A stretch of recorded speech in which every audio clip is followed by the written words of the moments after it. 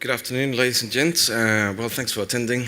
I'm proud to stand here today in our first international presentation of Galan Lithium. So you are the first one here. So it's an honor to be here with you today, and I'll be presenting something very interesting that it's been taking a year in the making, but we have advanced a significant project. So just a usual disclaimer. We are at the Hombre Muerto Sala, and we are in an area that is well known for lithium. Well, the lithium revolution for the batteries started in the 90s, and all the lithium that came for those batteries were extracted from FMC, from the El Fenix operation in Argentina. So we are neighboring FMC, we're neighboring Galaxy Resources, which is a large company in Australia, and we're not far off now POSCO, which is one of the newcomers into the neighborhood. A bit of a snap into our company. We are a highly held company with 95 million shares in the Australian in the Australian Stock Exchange. 95 million shares is not that many, just to clarify. Directors and management's got 37%, and top 20 is around 60%. So we are holding tight in terms of our structure. We have approximately $1 million in cash. However, we have approximately $2.3 million in options or warrants, and they are in the money, and they're going to expire by the end of the year, we expect to have them by then. A bit of our trading history. A little introduction to lithium brines. Lithium brines is pretty much seen as the, like the petroleum industry. So we're looking at reservoirs more than hard rock. So the capex of brines is higher than hard rock. However, the opex, once you cross the hurdle of the investment, then you are set to produce, because you tend to be in the first quartile of the cost operations in the industry. In a snapshot at Hombre Muerto, Galan Lithium's got our flagship project called Candelas, which is to the top right, to the top, so the bottom right of our figure. And this project is significant in terms of our footprint. We have identified that it has approximately 60 square kilometers in terms of size.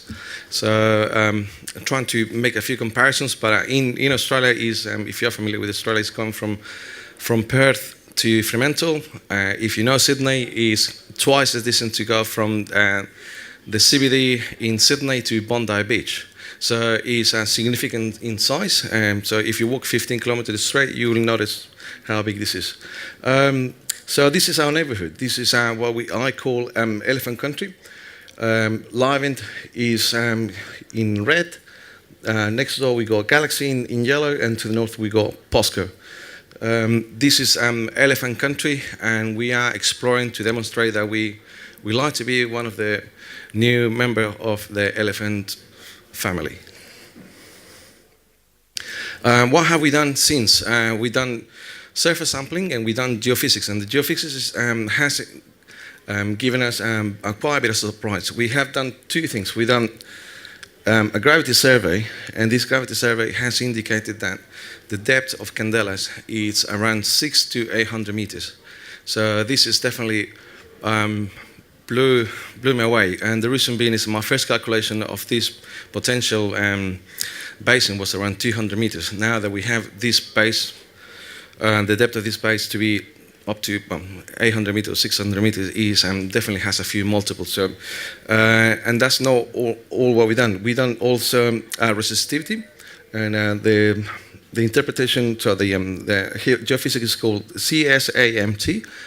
And what it does is see the signal, the conductivity signal of the elements in there, and we're targeting brines.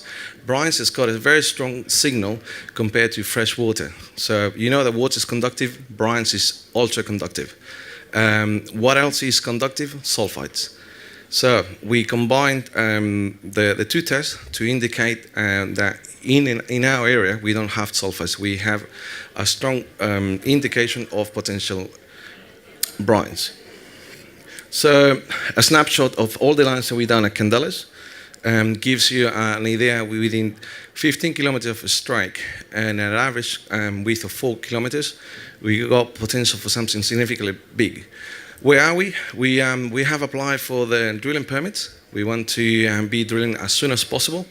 We want to be able to sink our first drill hole, hopefully before the end of the year. So maybe we start before Christmas, so fingers crossed. Argentina, could be a bit slow, but we're doing our best effort trying to get to drill as fast as possible. So a snapshot of what it looks like from the air. So this is taken from a drone at 500 meters in height. So we're trying to give an example of what the brines will look like. This is line number 5, looking north, and you can see where FMC and Galaxy is in the salt flat.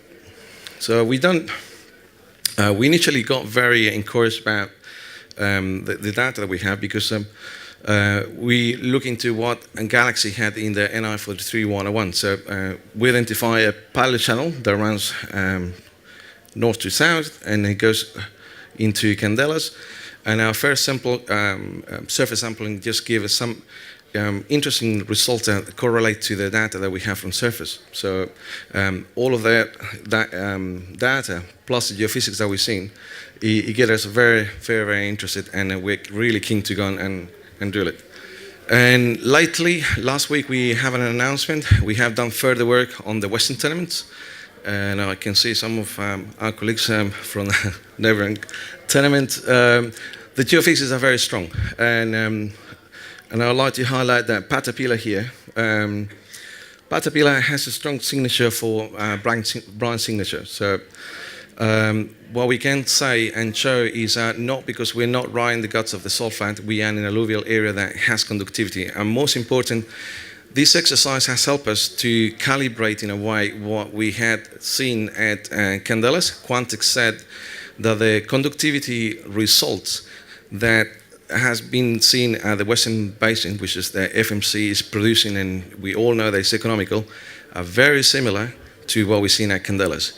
So hopefully we'll have similar results, and that's what we're expecting to demonstrate with the drilling. So why Hombre Muerto? Well, this map tells you in a snapshot where the impurities are in comparison to all the lithium companies out there.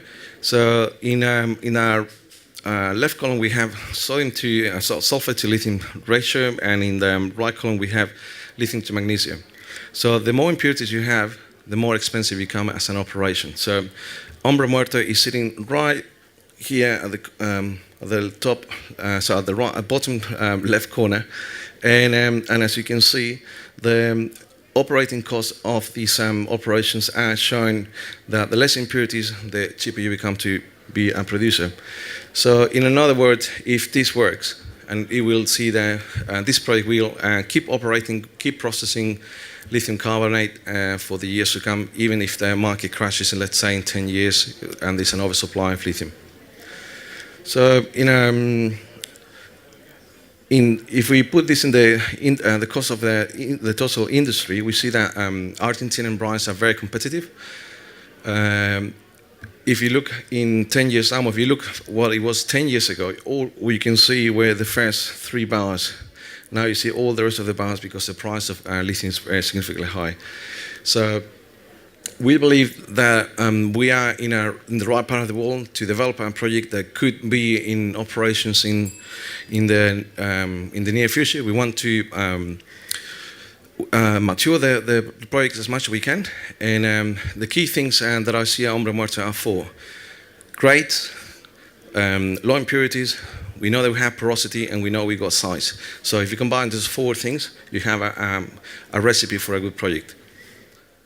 So Argentina, we've been operating in Argentina, and the thing for Argentina is FMC has been operating for 27 years. No matter what's been happening in the world in Argentina, it's a bit of a joyo, but FMC has been operating all this time and keep producing. So in terms of risk, we believe there is a risk.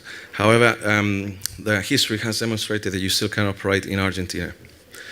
So in summary, we're in a world-class area for Argentina, and probably second to Chile. We have potential high-grade, low impurities. We have a very strong, good team in Argentina. And thank you for your time. Thanks.